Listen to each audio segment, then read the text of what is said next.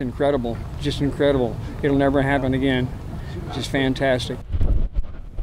An emotional homecoming for some 45 years in the making as area Vietnam veterans return to Nebraska after a special day in Washington. More than 650 flew to D.C. as part of the latest honor flight. These are great sights and sounds, aren't they? They visited memorials, including one paying tribute to their war and the ultimate sacrifice made by some whom they knew. 3 News Now reporter Nick Starling made the trip, and he's live here to show us much more. Yeah, Jen, Craig, this is quite the experience. It's the largest ever honor flight from one state to visit the Vietnam War Memorial Wall. The trip was very emotional as it brought back some memories of their time in the war. Not exactly the best memories. Engraved in stone are thousands of names of fallen Vietnam warriors on this wall.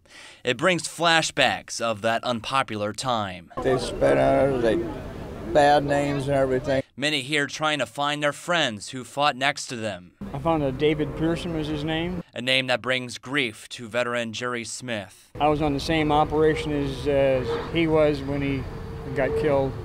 I was in the boat right behind him, and I think I got the person that fired at him. I think I got him.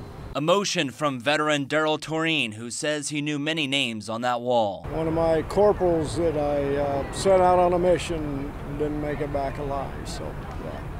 But this wall also brings emotional healing from the scars of war for veteran Bill Schiffbauer, who suffers from PTSD. It helps me out in my mental aspects in life, you know, and I've really been struggling the last few years. But on this day, the struggle gone. I feel better today than I've ever had in my whole life. As many of these veterans say, they felt disrespected when returning from an unpopular war.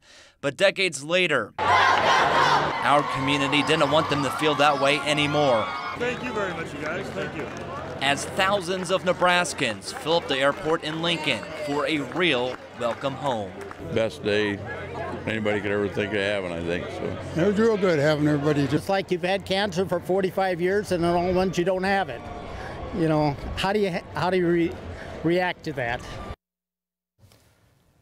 Now, among these veterans, 55 are Purple Heart recipients. 242 have been diagnosed with Agent Orange, creating a lot of health problems, including cancer as well. And I want to thank Bill and Yvonne Williams, who organized this whole event and invited us to tag along with them as well. Yeah, you captured some great emotion there. Yeah. This was the second honor flight that you went on.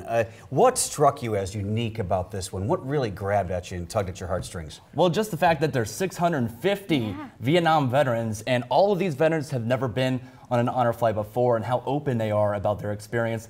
Some of them didn't want to share too much about it, but you could just see how the impact of that wall had on each and every one of them as well. All right, Nick, thanks so much. And to see that all the crowd there at the airport is just overwhelming and wonderful. Absolutely amazing. We, of course, thank